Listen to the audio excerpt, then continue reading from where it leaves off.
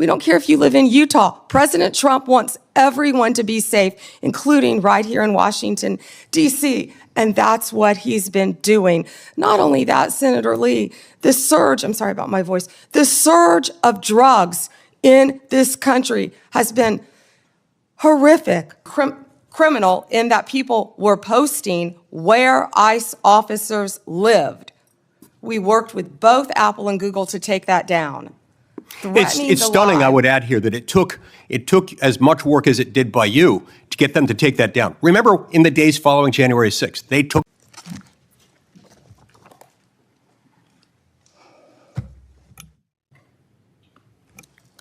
Senator, my office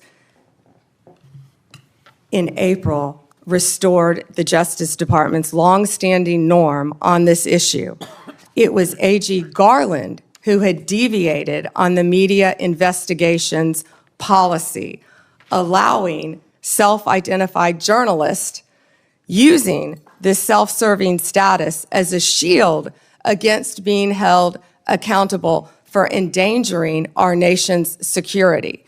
We have taken that policy back to the norm, and I can't comment on whether we have or have not, or do not have pending investigations. Time has expired. Senator Lee, you're recognized.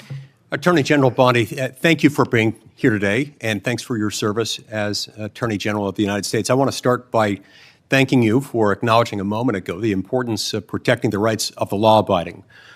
In a country where there are hundreds of millions of guns, one of the most alarming, not to mention unconstitutional things the government could do is to disarm the law-abiding. It would be unfair, it would be fatal to many, it would be contrary to our constitutional system. I appreciate you standing up for that.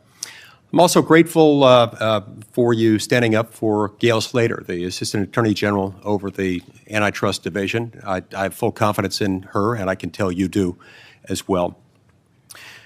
More broadly, Attorney General Bondi, through your leadership, you've returned the Department of Justice to its core mission.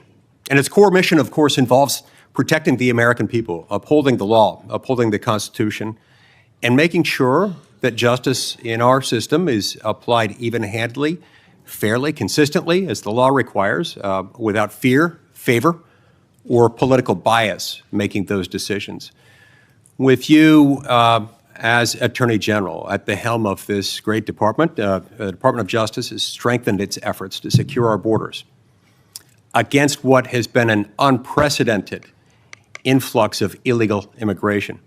It's disrupted sophisticated networks of criminals, including people who profit immensely and have profited over the last 5 years, roughly, from a massive human trafficking and drug smuggling operation.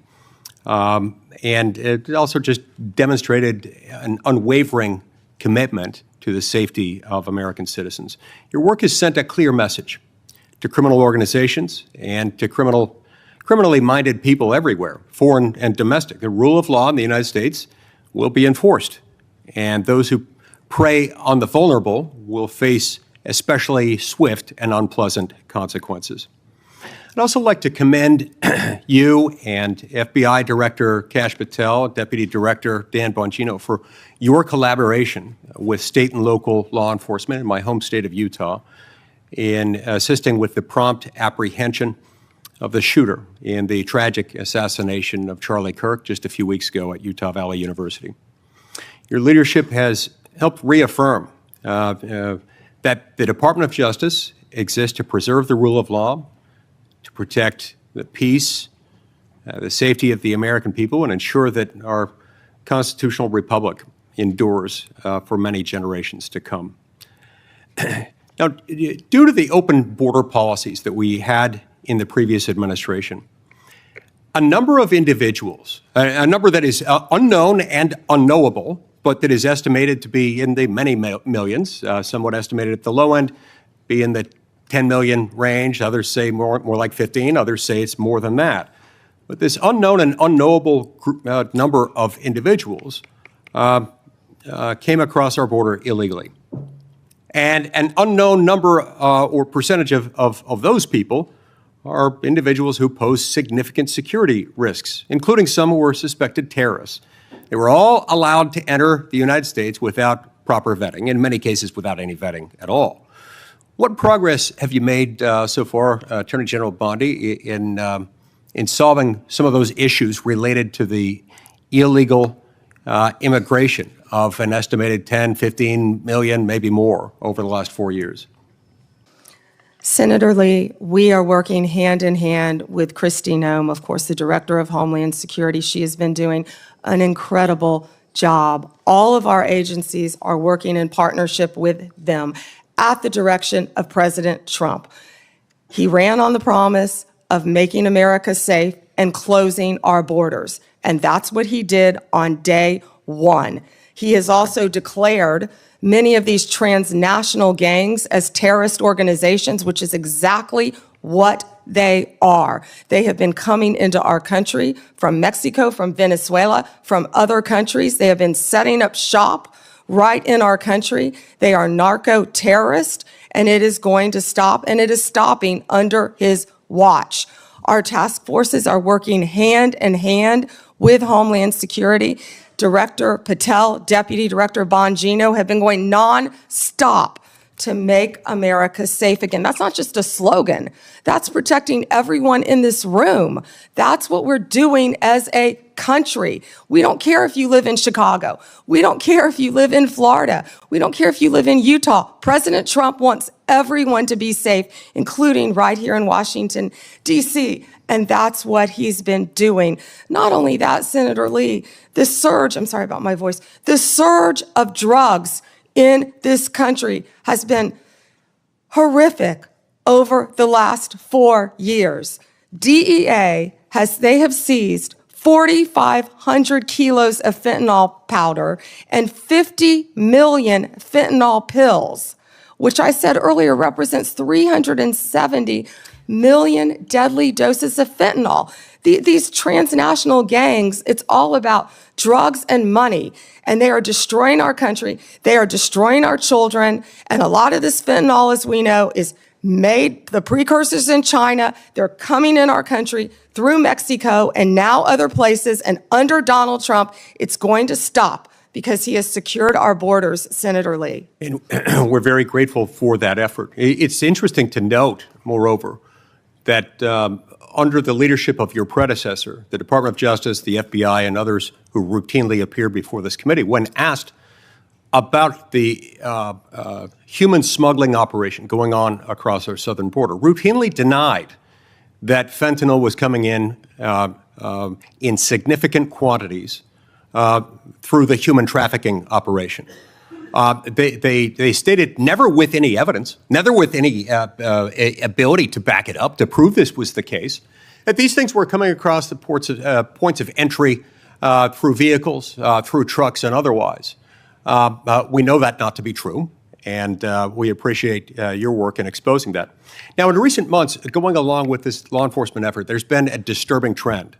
It's a disturbing trend that seems to be on the increase in recent days and weeks. That is a rise of violence directed at federal law enforcement officers engaged in immigration-related arrests, including direct physical threats, organized riots outside of detention facilities, and most tragically, of late, a fatal shooting targeting an ICE facility in Dallas. Then just yesterday, it was reported that a cartel member in Chicago put a bounty, that's right, a bounty, out there offering $2,000 on information about any ICE officer and $10,000 for those who kill an ICE officer. Now, keep in mind, this information is not for kicks and giggles. It is not for a game of Trivial Pursuit. That information, for which the cartel member would pay $2,000, is there so that others can kill an ICE officer and get $10,000. That's what that is. Can you discuss what protections are essential to ensuring the safety of ICE officers and their families, and why requirements to display personal information and prohibiting them from ever wearing any kind of covering would represent a totally unacceptable, indefensible risk to their public safety? Senator Lee, our federal agents have been doxxed, and many of you know what that means. It has happened to you on both sides of the aisle. Our federal agents' lives have been threatened. We spoke with Apple and Google to get the ICE Block app taken down. That was reckless and criminal in that people were posting where ICE officers lived. We worked with both Apple and Google to take that down. It's stunning, I would add here, that it took as much work as it did by you to get them to take that down. Remember, in the days following January 6th, they took down all kinds of things, including a social media app called Parler, based on very thin evidence that was later largely rebutted, suggesting that people had been manipulating Parler in order to plan the January 6th attack. That wasn't true, and they took it down. I'm glad they have taken this Block ICE app down, but it's a shame that it took as long as it did and as much work on your part to get them to take it down. I will tell you they were cooperative, and to correct myself, it was where they were going, the jobs they were doing. And that's what's been happening because hundreds of organized rioters, Senator Lee, are showing up where our ICE officers are. And as you know, they have fireworks, they have gas masks. You know, they don't want our officers to be protected with their identity, yet they're wearing gas masks, they're wearing goggles, and they're So it's okay for them cars. to be safe. It's okay for Antifa to be safe.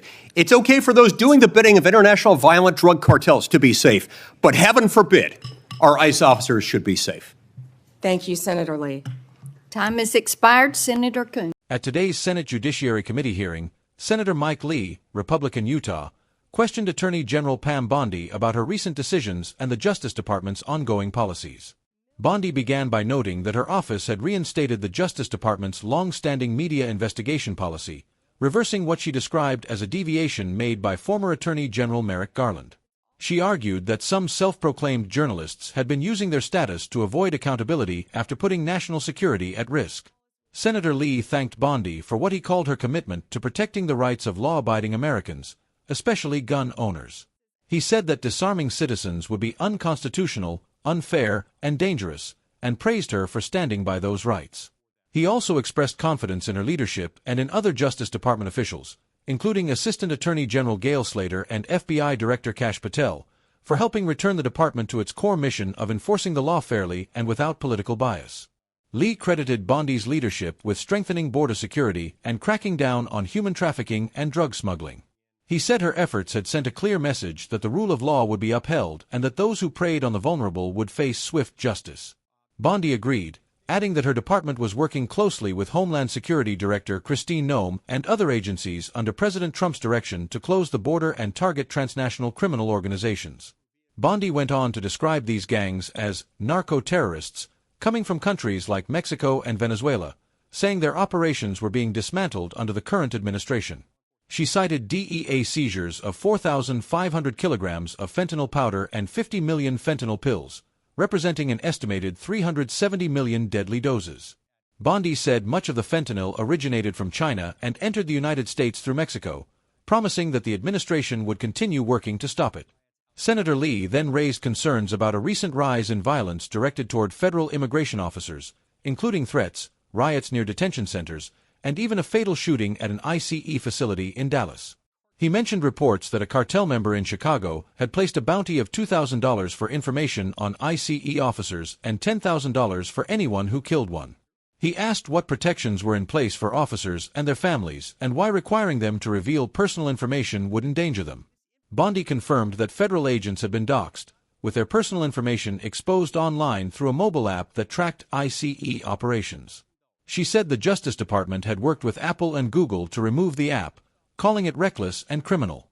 Lee criticized the tech companies for taking too long to act, comparing their slow response to their quick removal of the Parler platform after January 6th.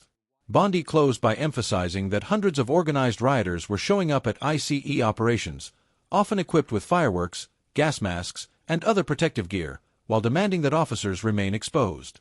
"It's okay for them to be safe," she said, "but heaven forbid our ICE officers should be safe."